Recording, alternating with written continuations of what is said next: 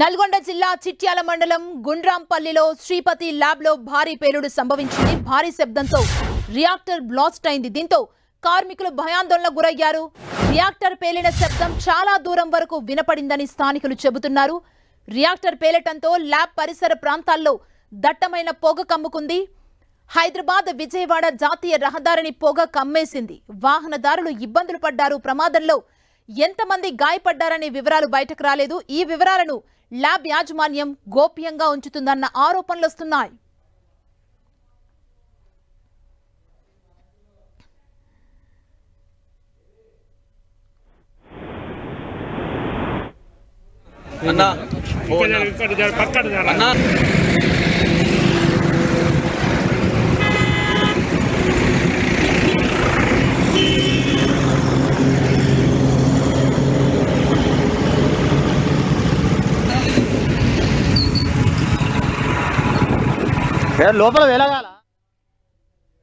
నల్గొండ జిల్లా చిట్యాల మండలం గుండ్రాంపల్లిలోని శ్రీపతి ల్యాబ్ లో భారీ పేలుడు సంభవించింది. భారీ శబ్దంతో రియాక్టర్ బ్లాస్ట్ అయింది. దీంతో కార్మికులు భయాందోళనకు గురయ్యారు. రియాక్టర్ పేలిన శబ్దం చాలా దూరం వరకు వినపడిందని స్థానికులు చెబుతున్నారు. రియాక్టర్ పేలటంతో ల్యాబ్ పరిసర ప్రాంతాల్లో దట్టమైన పొగ కమ్ముకుంది. హైదరాబాద్ విజయవాడ జాతీయ రహదారిని పొగ కమ్మేసింది.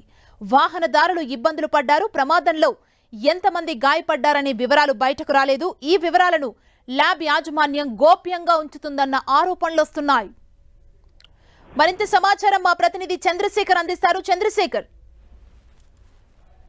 నల్గొండ జిల్లా చిట్యాల మండలం గూండ్రాంపల్లిలో ఉన్నటువంటి శ్రీపతి ల్యాబ్ ఫార్మా పరిశ్రమలో ఈరోజు పేలిందని చెప్పవచ్చు. అంటే భారీగా రియాక్టర్ భారీగా పేలడం చుట్టుపక్కల ప్రాంతాలంతా కూడా దట్టమైన పొగ మంచు అలుముకున్న పరిస్థితి ఉంది. మొత్తం దట్టమైన పొగ అల్లేసింది. అదేవిధంగా ఇది జాతీయ రహదారికి విజయవాడ హైదరాబాద్ జాతీయ రహదారికి దగ్గరగా ఉండడంతో ఇటు జాతీయ రహదారి పైన కూడా మొత్తం ఈ పొగ అలుముకున్న పరిస్థితి అయితే కనిపిస్తా ఉంది. అయితే ఈ పేలుడుతో ఒక్కసారిగా భారీ శబ్దంతో ఈ రియాక్టర్ పేలడంతో మొత్తం స్థానికులంతా కూడా ఆందోళనకు గురయ్యారు. అదేవిధంగా కార్మికులంతా కూడా బయటికి ప్రాణాలు కాపాడుకుంటూ బయటికి పరుగులు తీసిన పరిస్థితి అయితే కనిపించింది. అయితే ఈ ప్రమాద సమయంలో పర్టికులర్ గా రియాక్టర్ పేలినటువంటి ఆ షిఫ్ట్ లో ఆ బ్లాక్ లో ఎంతమంది పనిచేస్తున్నారు, ఆ షిఫ్ట్ లో ఎంతమంది ఉన్నారు అనేది మాత్రం ఇప్పటివరకు పరిశ్రమ యాజమాన్యం అయితే స్పందించలేదు. అదేవిధంగా అక్కడ ఉన్నటువంటి కార్మికులకు సంబంధించి కూడా ఇదంతా కూడా ఈ రసాయన పరిశ్రమలో ఎక్కడ ప్రమాదకరమైన చోట్ల ఎవరెవరు పనిచేస్తున్నారు ఏంటి అనేది కూడా ఒక గోప్యంగా ఉంటుంది. వేరే కార్మికులకు కూడా దీనిపైన సరిగా క్లారిటీ ఉండదు కాబట్టి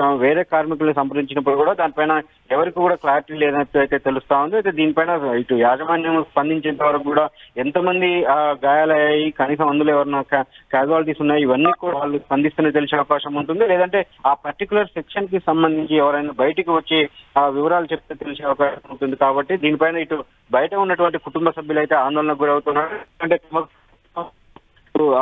రసాయన పరిశ్రమలో పనిచేస్తున్న నేపథ్యంలో ఎంతమంది మా వాళ్ళకి ఏమన్నా అయిందా అన్న ఒక ఆందోళన చుట్టుపక్కల ప్రాంతాల్లో అయితే కనిపిస్తా ఉంది. సుమా, థ్యాంక్ యూ చంద్రశేఖర్.